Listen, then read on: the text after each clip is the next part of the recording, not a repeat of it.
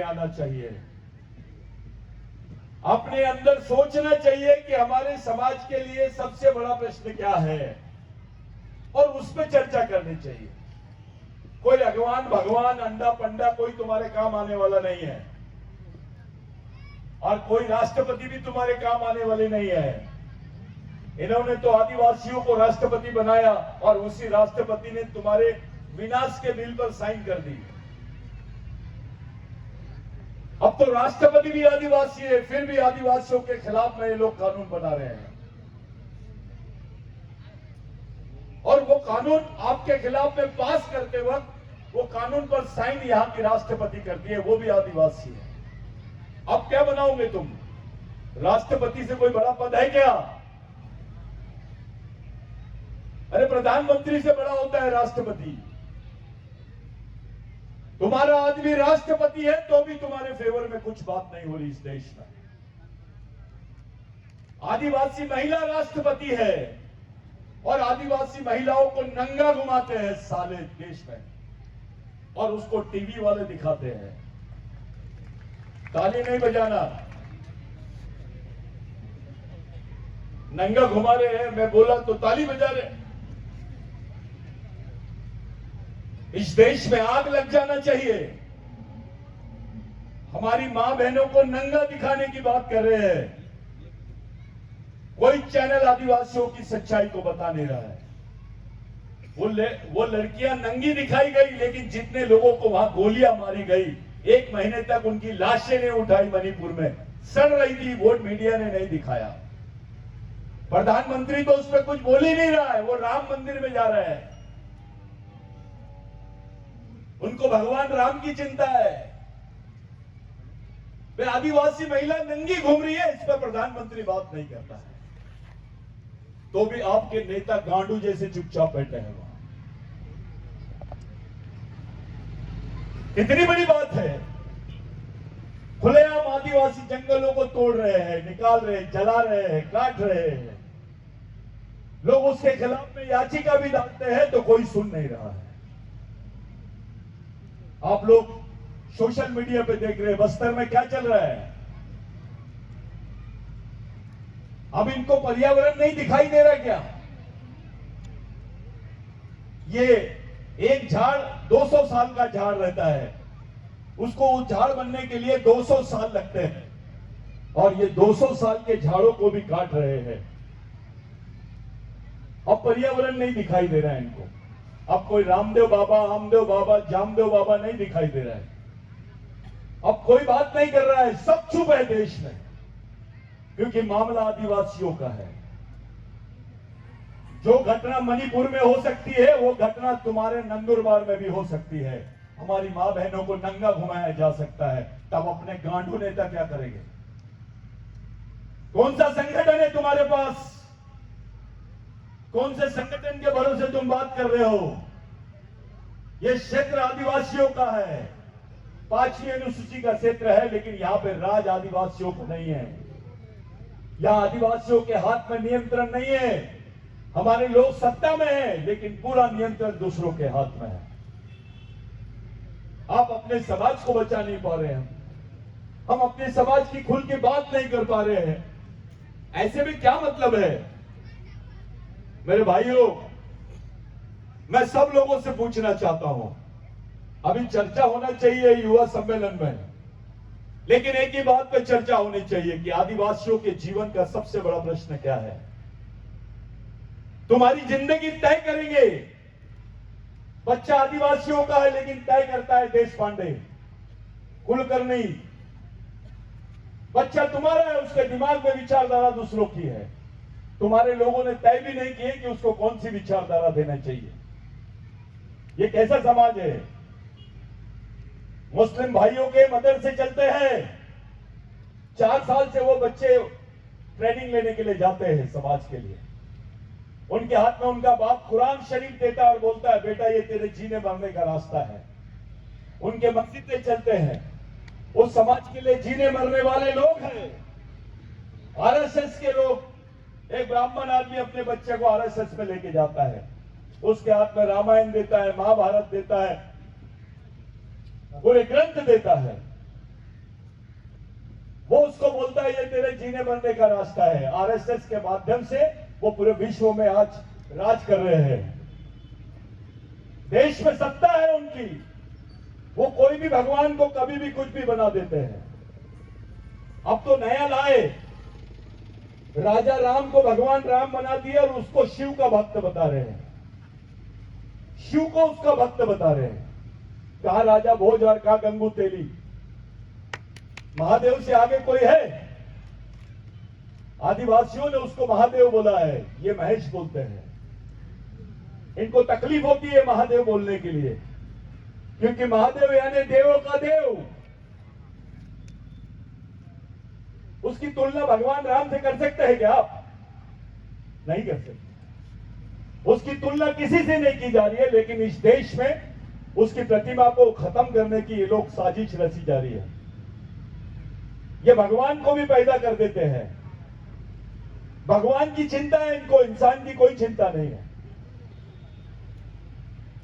हम सबके लिए, खास करके आदिवासियों के लिए, आप देखिए देश में कहीं मर रहे हैं तो आदिवासी मर रहे हैं। किसी के जंगल उजाड़ रहे हैं तो वो जंगल किसका है? आदिवासियों का है। किसी की जमीन छीन रहे हैं तो आदिवासियों की छीन रहे हैं। किसी महिला की इज्जत लूटी जा रही है, उसका बलात्कार हो रहा है तो आदिवासियों की हो रही है। किसी के घर जलाए जा रहे हैं तो वो घर आदिवासियों का है। हमारे नेताओं की भी कोई ऊपर लेवल पे इज्जत नहीं है, क्योंकि हम एक जगह नहीं है। आप लोगों के सामने हमारे यहां के गुजरात के नंदुरबार के लोग सबसे ज्यादा गड्ढा खोदने का काम करते हैं, आदिवासी लोग। अब गड्ढा खोदने की भी मशीन निकल गई है, वो भी काम तुमको मिलने वाला नहीं है। इस देश में संडास साफ करने के काम को सरकारी काम घोषित किया गया है, लेकिन गड्ढा खोदने का काम सरकारी काम नहीं है। हमारे लोगों को पाला जा रहा है, क्योंकि इनके खेतों पे काम करने के लिए लोग होना। गुजरात में ले जाते हैं आदिवासी मां बहनों को। मैं बुरा नहीं मानना दादा, मैं ये जिले की नहीं, मध्य प्रदेश के भी जिले की बात करता हूं। आदिवासी लड़कियों को बेचा जा रहा है। एक बहुत बड़ा मिनिस्टर था, गांडू है वो मिनिस्टर, मैं यहीं से बोल रहा हूं। वो व्यक्ति बताता है कि नहीं नहीं हमारे समाज में ऐसा चल रहा है, लड़कियां बिक रही है। भाई तो तू क्या कर रहा है? छक मार रहा है। तेरे को किसने बनाया मिनिस्टर? आदिवासियों ने बनाया। तू आमदार नहीं बन सकता था, तो विधायक नहीं बन सकता था, तू समाज का है, आदिवासी है करके बनाया है। तू आदिवासियों के बारे में बात नहीं करेगा तो कोई दूसरा करेगा क्या? और मोदी जी तो करेंगे ही नहीं। वो आदिवासी की बात कर ही नहीं सकते, केवल मन की बात करता है। क्योंकि आदिवासी में बात करेगा मोदी जी, उसके 3 दिन बाद में मोदी जी के पद से निकाल देंगे उसको। इस देश में आदिवासियों पे बात करने के लिए कले जाओ ना, क्योंकि आदिवासी इस देश का मालिक है। इस देश में भगवान बाद में पैदा हुए, पहले आदिवासी पैदा हुआ है। ये सच्चाई है इस देश की। आप मालिक हो, अपने आप को मालिक बोलो, नागरिक मत बोलो। यहां पर जो आदिवासी चाहेगा वो हो जाएगा। आप लोगों को एक मंच मिला है। मेरे को एकता परिषद का भी बुलावा था, लेकिन मेरे को बहुत अच्छा लगा कि आज अमजाबादी दादा ने मेरे को बोला कि दादा आपको आना है। मेरे को जाना था कहीं और, झारखंड जाना था, लेकिन मैं दादा का बात सुना। मैंने बोला नहीं यार, ये व्यक्ति कुछ तो भी कर रहा है। वो कितना समझता है, उसको कितना पढ़ा लिखे वो नहीं, लेकिन उनकी नीयत साफ है समाज के बारे में, इसलिए आया होता। पढ़ा लिखा आदमी है, बहुत अच्छा है, कलेक्टर है, सुबह ड्यूटी पे जाता है, शाम में घर में आता है, किसी से कोई लेना देना नहीं, एक पैक मारता है, मटन खाता है, सो जाता है, इतवार को टीवी और बीबी में रहता है। ऐसा आदमी अपने लिए जिंदा आदमी नहीं है, ऐसा तो मरा हुआ आदमी है। इसको हैंडमैन नहीं बोलते, डैडमैन बोलते हैं। ये मरे हुए लोग हैं, ये समाज को खड़ा नहीं कर सकते। इसके लिए मजदूर भी रहा और वो समाज के बारे में सोच रहा है, तो वो सही आदमी है, उसकी इज्जत होनी चाहिए समाज में। हमने तो व्यवस्था ही खड़ी कर दी। अलग भील अलग भाग रहा है, पावरा अलग भाग रहा है, कोकना अलग भाग रहा है, वो महादेव कोली अलग भाग रहा है, गोंड अलग भाग रहा है। ये जो गांडूगिरी है ये बंद करो। ये नपुंसक सोच है, ये लड़ने वाली सोच नहीं है, ये भगने वाली सोच है। आदिवासी हो तो लड़ने वाली सोच रखो, क्योंकि अपने कौम का इतिहास है। हम भागे नहीं, हम माफी नहीं मांगे। इस देश में 27 साल तक के हथियारबंद लड़ाई लड़ा है भगवान टंट्याभिल ने। कितने साल तक? 27 साल तक इतिहास है। गांधी ने नहीं लड़े। हथियारबंद लड़ाई मामूली बात नहीं है। तब जाके सेंट्रल प्रोविंस का एक्ट पास हुआ और तुम्हारे हिस्से में जमीन आई। आज नंदुरबार में जितने आदिवासियों के पास में जमीन है, वो जमीन किसी अगवान भगवान राजा ने नहीं दिया। वो जमीन भगवान टंट्याभिल की वजह से है, राघोजी भांगरे की वजह से है। जाओ 1911-12 का इतिहास देखो, 1867 का इतिहास देखो, तुम्हारे जमीन पे मालक कौन है पता चल जाएगा। तुमको जमीन देने वाले लोगों का नाम है टंट्याभिल, बिरसा मुंडा, ख्वाजा नाइक, राघोजी भांगरे। इनके वजह से जमीन मिली। जब तुम्हारे पास काम नहीं था, संविधान नहीं था, आरक्षण नहीं था, तो जीने का एक ही माध्यम था, क्या? जमीन। तुमको कौन से भगवान ने जमीन दिया, ये बताइए। भगवान का नाम बताइए जिसने तुमको जमीन दिया, जिस पर तुम जिंदा हो, तुम्हारे बदन पे कपड़े हैं, तुम्हारी मां बहनों के बदन पे कपड़े हैं। ये केवल और केवल उस जमीन के भरोसे है। किसने दिया? कौन से मंत्री ने दिया? कौन सी पार्टी ने दिया? कौन से भगवान ने दिया? कौन से धर्म ने दिया? ये बताओ।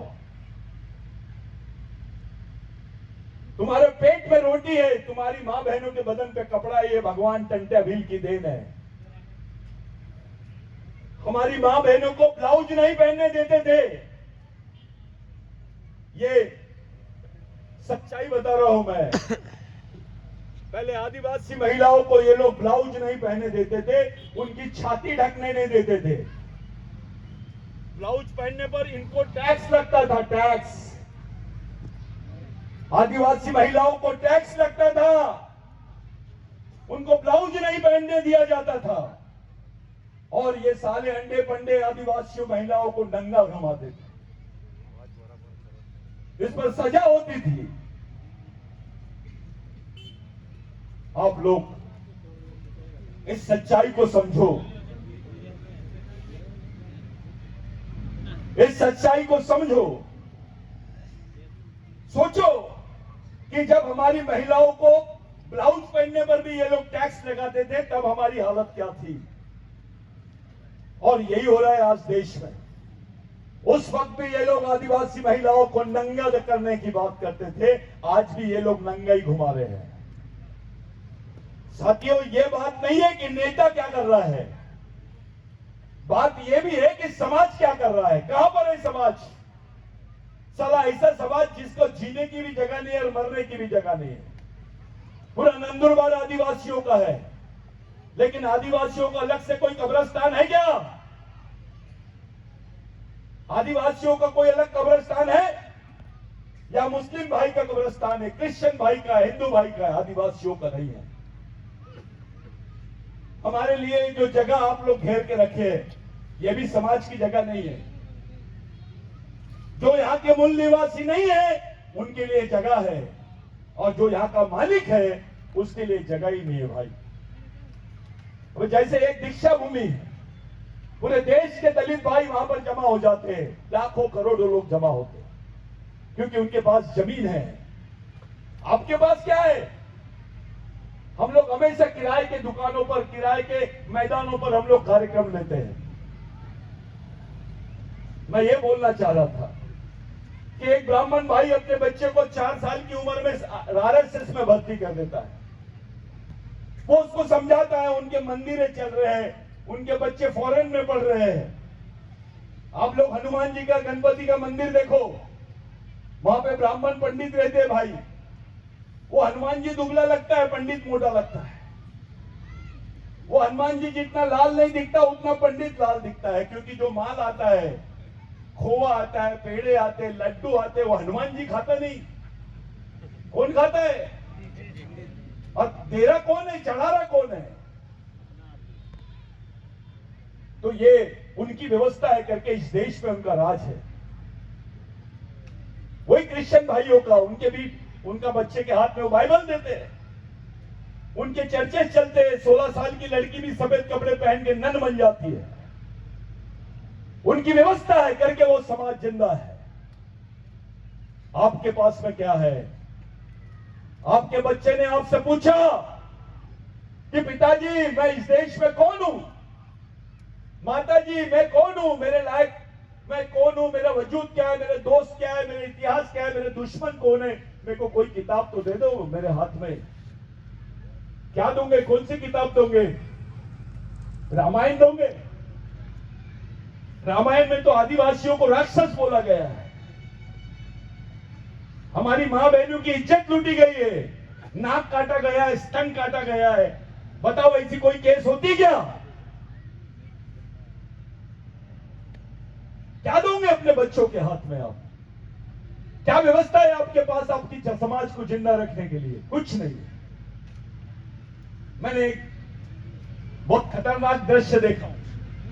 मैं दिल्ली गया था, अभी दिल्ली गया था, सुप्रीम कोर्ट में केस लगी है। वो वन सुरक्षा अधिनियम 2018 का जो 1980 का जो अमेंडमेंट बिल था, उसके खिलाफ में मैंने मोदी जी को पार्टी बनाया, सेंट्रल गवर्नमेंट को हमने पार्टी बनाया। वो केस एडमिट हो गई है और नोटिस इशू हुआ है। साथियों, देश की सबसे बड़ी पिटीशन है वो। मैं गया दिल्ली में, मैं उसका नाम बताऊंगा तो सब लोग हंसेंगे, इसलिए नाम नहीं बताता हूं। कार से उतरा हो, लाल बत्ती है अपने समाज के आदमी को, और जैसे कार से उतरा तो 5-6 पूरी हलवा वो गाय के पीछे पीछे लेके भाग रहा था। वो गाय भाग रही थी और ये भी भाग रहा था, तुम्हारा मिनिस्टर। मैं बोला यार इसको क्या हो गया? वो टैक्सी वाले को पूछा, यार ये तो हमारा आदिवासी मिनिस्टर है। साहब रोज आता है, बोले गाय को 10-15 पूरी देता है, हलवा खिलाता है। मैंने बोला इसीलिए मिनिस्टर बना है इसको। अबे आदिवासियों को खाने को नहीं है और गाय को खाना खिला रहा है, और भाषण में बोलता है गाय हमारी माता है। साथियों, बिरसा मुंडा ने क्या बोला था? गाय तुम्हारी माता है तो भैंस का दूध किधर जाता है? अगर गाय मां है तो भैंस बड़ी मां है, क्योंकि ज्यादा दूध देती है वो। क्योंकि वो काली है उसको मां नहीं बोलते, उसका अपमान करते हैं। अबे मां तो मां होती है, चाहे वो काली रहे, गोरी रहे, लंगड़ी रहे, लूली रहे, उसका सम्मान भगवान से बड़ा है आदिवासी संस्कृति में। तो ये लोग गाय को मां बोलते हैं, लेकिन भैंस की तरफ देखते भी नहीं, उसको बड़ी मां बोलने के लिए शर्म आती है। और मैंने एक बहुत बड़े विद्वान आदमी को पूछा, बहुत गरम गरम दे रहा था वो आदिवासियों के बीच। मैंने बोला भैया मेरे एक बात का सवाल का जवाब दो, कोई अपनी मां के दूध का बिजनेस करता है क्या? जिस चीज को आप मां बोलते हो, अपनी मां के दूध का बिजनेस हो सकता है क्या? या बिजनेस होता है, भगवानों का भी बिजनेस होता है। लड़ाई दो लोगों के बीच की है, एक भगवान को मानने वाले लोग और दूसरा भगवान का उपयोग करने वाले लोग। ये समझ लेना जरूरी है। आदिवासी ने कभी भगवान का उपयोग नहीं किया, आदिवासी ने कभी किसी के ऊपर छीना नहीं। वो मेहनत करता है, 6 फीट का भी रहता है तो दिन भर मेहनत करता है, गड्ढा खोदता है, उसको